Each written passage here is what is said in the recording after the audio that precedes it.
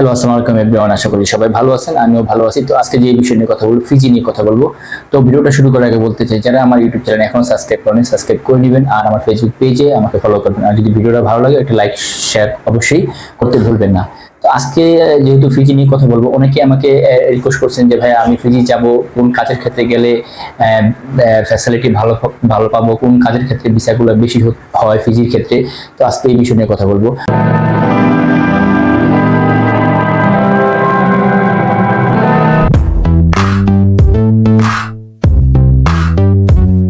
অনেকে আমাকে মেসেজ দিয়ে বলতেছেন ভাইয়া আমি তো এইসব ধরনের কাজের জন্য অ্যাপ্লাই দিছি, তো আমাকে আমাকে বলছে যে 1 মাসে 1.5 মাসে 2 মাসে আমি যেতে পারবো।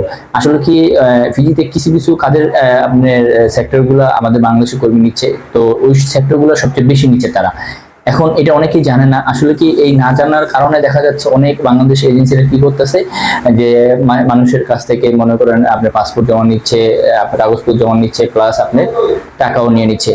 আসলে কি ফিজির ক্ষেত্রে আপনি যখন যে কোনো এজেন্সির মাধ্যমে যান না কেন, যারা ফিজির ক্ষেত্রে যারা লিগেল ভাবে যারা কাজ করে, সেই ক্ষেত্রে দেখা যাচ্ছে তারা অগ্রিম কোনো টাকা নেয় না। তো আর কিছু কিছু এজেন্সি আছে তারা অগ্রিম টাকা নিয়ে নেয়। আসলে কি এটা তারা হয়তো ফিজি সম্পর্কে জানো না, ফিজি কিভাবে কাজ করতে হয়, কিভাবে কাজ করলে ফিজির একটা ভিসা বের করা যায়। তো এটা যারা জানে খুবই অল্প সংখ্যা লোক জানে, বেশি সংখ্যা লোক জানে না। তো যাই হোক, অনেকে আমাকে বলছেন যে ভাইয়া আমি এই কাজে গেলে কি কি কাজে গেলে আমি সুযোগ সুবিধা পাবো, কি কি কাজের ক্ষেত্রে ফিজিতে ভিসা হয়।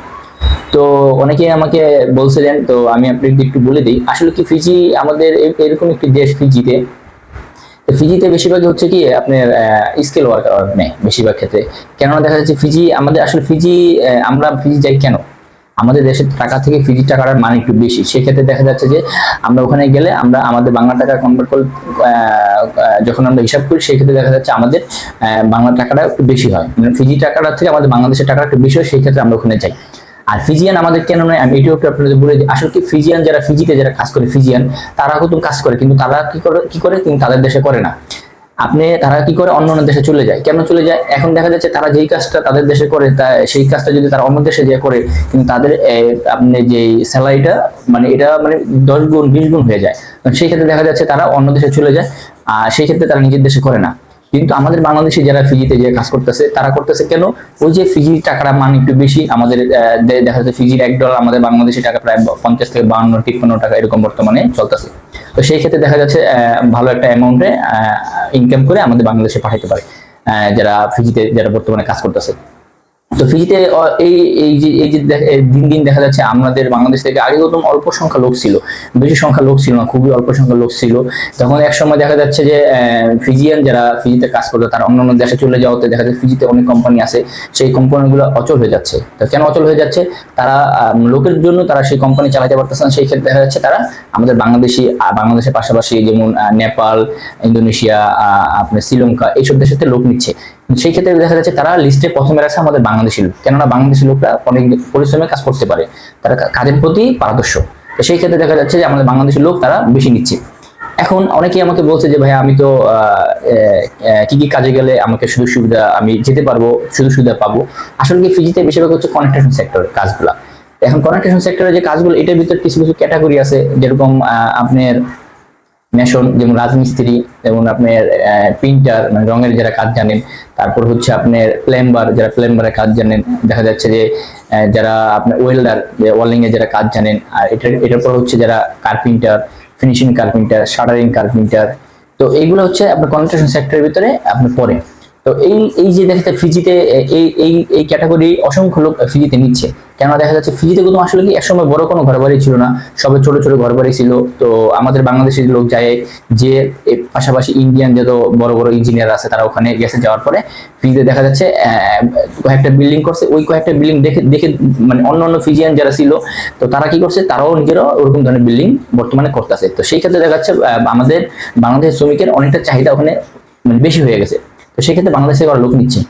এখন এই যে কনেকশন সেক্টরে যে কাজের কথা আমি আপনাদের বললাম, এই কাজের ক্ষেত্রে যদি আপনাদের কমপক্ষে 2 থেকে 3 বছর অভিজ্ঞতা থাকে, দেন তাহলে আপনি ফিজিতে যেতে পারবেন।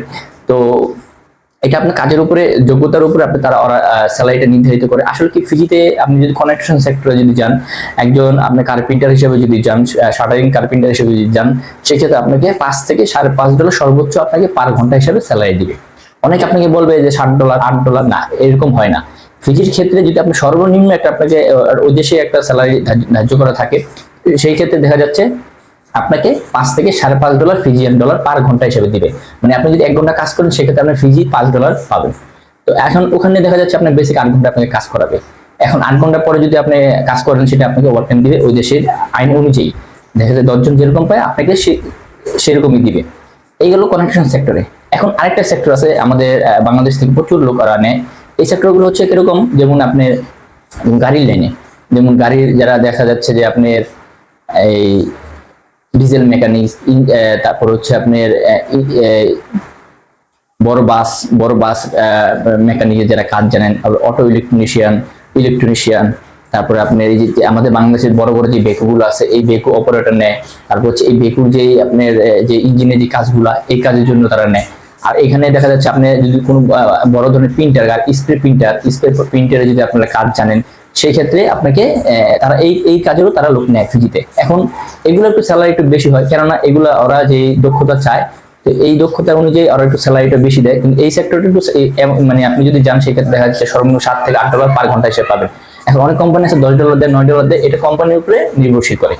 তো এইগুলো হচ্ছে কি একটু স্যালারিটা বেশি হয়, কেননা এই কাজের টেকনিশিয়াল কাজ যারা জানে তারা তো দেখা যায় ছোটখাটো যদি আপনি 1 বছর 1.5 বছর যদি কাজ করেন সেক্ষেত্রে তো আপনার এত অভিজ্ঞতা থাকে না, কিন্তু তারা এটা কমপক্ষে 3, 4, 5 বছর অভিজ্ঞতা নেয়। সেক্ষেত্রে এটা কাজের পরিশ্রম অনুযায়ী আপনাকে তারা স্যালারিটা একটু বেশি দেয়।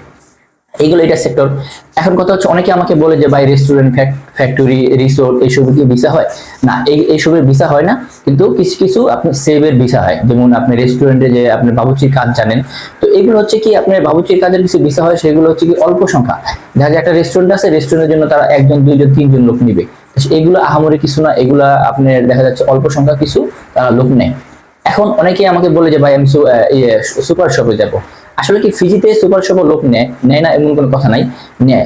এখন অনেকে বলে যে ভাই আমি সুপার শপে স্টোর ম্যানেজার হিসেবে যাব অথবা সেলস ম্যানেজার হিসেবে যাব, এগুলো হয়। এগুলো এখন দেখা যাচ্ছে যে এক সময় এগুলা লোক খুব অল্প নিচ্ছে, এখন দেখা যাচ্ছে মাঝেদার নেওয়া বন্ধ করে দিচ্ছে, কিন্তু এখন বর্তমানে নিচ্ছে। কেন নিচ্ছে? ওই যে আমি আপনাকে বললাম, এখন দেখা যাচ্ছে আপনি ওখানে কাজ করছেন, কাজ করার পর আপনার অন্য দেশ থেকে একটা ভালো একটা অফার আসছে, আপনি চলে গেছেন। কেন চলে গেছেন? কিন্তু আপনি যে ফিজিতে যে কাজটা করতেছেন সেই কাজটা যদি আপনি অন্য দেশে যে করতেছেন সেই ক্ষেত্রে আপনার স্যালারিটা 3 গুণ থেকে 10 গুণ তারা দিচ্ছে। কিন্তু এটা সবার ক্ষেত্রে না, এটা ফিজিয়ার ক্ষেত্রে। কিন্তু আপনি যদি যান ফিজি থেকে অন্য দেশে আপনি যেতে পারবেন না। এখন কথা হচ্ছে যে এই সুপার সেক্টরের ভিতরে দেখা যায় স্টোর ম্যানেজার ওরা লোক নেয়, তাও কি সংখ্যা 1 জন 2 জন, এর বেশি না। এরপর হচ্ছে দেখা যায় আপনার সুপার শপের ভিতরে যে স্টোরে যে মাল সাজানো থাকে, দেখা যায় একটা মাল বিক্রি হওয়ার পরে সেই মালটা আপনাকে বলবে ওয়ার হাউস থেকে নিয়ে এসে এখানে ডিসপ্লে করেন। তো এই সেক্টরে এই যে কাজগুলো, এই কাজগুলো আমাদের বাংলাদেশে অনেক লোক বর্তমানে করতেছে, প্লাস তারা নিচ্ছে।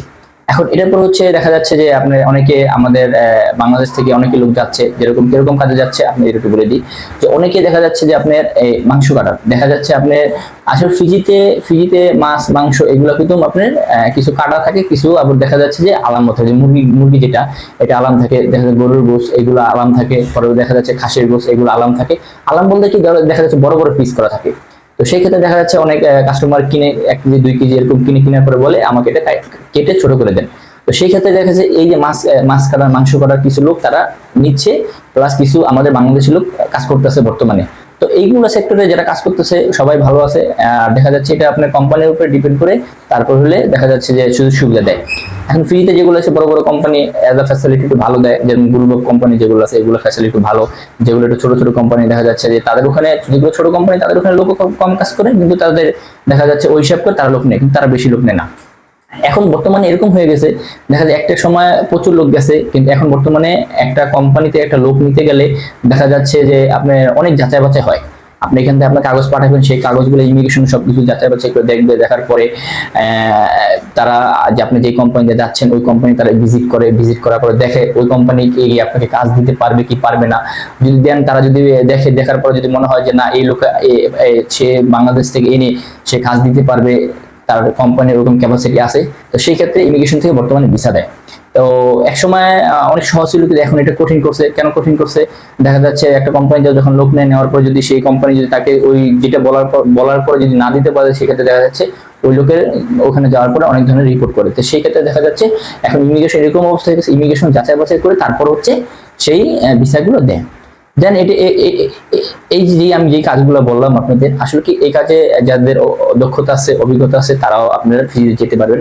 আর ফিজিতে কিছু কিছু আনস্কিল লোক নেয়। কিরকম নেয় আমি এটাও আপনাদের বলি। দেখা যাচ্ছে একটা কোম্পানিতে 5 জন লোক নেয়, সেই ক্ষেত্রে দেখা যাচ্ছে তারা আনস্কিল চায়। যেমন দেখবেন অনেকে আপনার সোমিল আছে, তারপরে হচ্ছে অনেকে কোম্পানি আছে লোড আনলোড করতে হয়, সেই ক্ষেত্রে তারা আনস্কেল গুলো নেয়। তো সেই আনস্কেল গুলোর স্যালারিও এরকম হয় $5 থেকে $5.5 সর্বোচ্চ, কিন্তু $5 বেশি থাকে, এর বেশি আমার জানা মতে হয় এরকম দেখা যায় $5, 10 সেন্ট, 20 সেন্ট, 30 সেন্ট এরকম দেয়। কোনো কোনো কোম্পানি $5.5 দেয়। তো বেশিরভাগ আপনি হিসাব ধরবেন যে $5, কেননা এইসব কাজের ক্ষেত্রে $5 তারা দেয়। এখন এটা কিন্তু সংখ্যা খুবই অল্প, বেশি না। অনেকে মনে করে যে 20 জন 30 জন দিবে, না, এরকম না। দেখা যাচ্ছে একটা কোম্পানিতে 6 জন চাইছে, 6 জনের ভিতরে 2 জন আনস্কিল নেয় আর 4 জন স্কিল নেয়। তো সেগুলো তারা অনেক যাচাই বাছাই করে নেয়। তো অনেকে আমাকে বলছেন যে ভাই কোন কোন কাজের ক্ষেত্রে গেলে, ফিজিতে গেলে আমরা যেতে পারবো, কোন কোন কাজের ক্ষেত্রে ভিসাগুলো হয়। তো আমি আপনাদের এটা বলে দিলাম। তো আরেকটা বিষয় হচ্ছে এখানে দেখা যাচ্ছে আপনি যদি ভালো ভালো যদি সেক্টরে যদি আপনি যেতে চান, তো সেই ক্ষেত্রে আপনার ওরকম যোগ্যতা কোয়ালিফিকেশন থাকতে হবে, তাহলে আপনি ফ্রিতে যেতে পারবেন।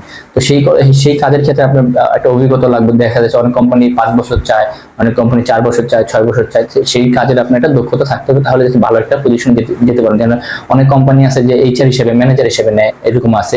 তো ওগুলো ওরা অনেক হাই এডুকেশন, হাই কোয়ালিফিকেশন দেখে তারপর নেয়। তো যাই হোক, অনেকে আমাকে বলছেন যে ভাই কি কি বিষয়ে আমরা যেতে পারবো, এই নিয়ে একটা ভিডিও বানান। তো আমি এই ভিডিওটা আপলোড করলাম। আশা করি এখন থেকে প্রতিদিন আপনারা ভিডিও পাবেন, কেননা দেখা যাচ্ছে বিগত এই 15 দিনের ভিতরে অনেক মানে একটা গ্যাপ চলে গেছে, অনেকগুলো ভিডিও আপলোড করতে পারিনি। তো যাই হোক, সবার রিকোয়েস্ট অনুযায়ী ভিডিওটা করা। যদি ভিডিওটা ভালো লাগে অবশ্যই আমার ইউটিউব চ্যানেল সাবস্ক্রাইব করবেন, আমার ফেসবুক পেজ আমাকে ফলো করবেন। আর আপনারা কোন ধরনের ভিডিও চাচ্ছেন আমাকে বলবেন, আমি চেষ্টা করবো ওই ধরনের ভিডিও আপনাদের মাঝে আপলোড করার জন্য। তো সবাই ভালো থাকবেন, আজকে এই পর্যন্তই, আবার দেখা হবে, আল্লাহ হাফেজ।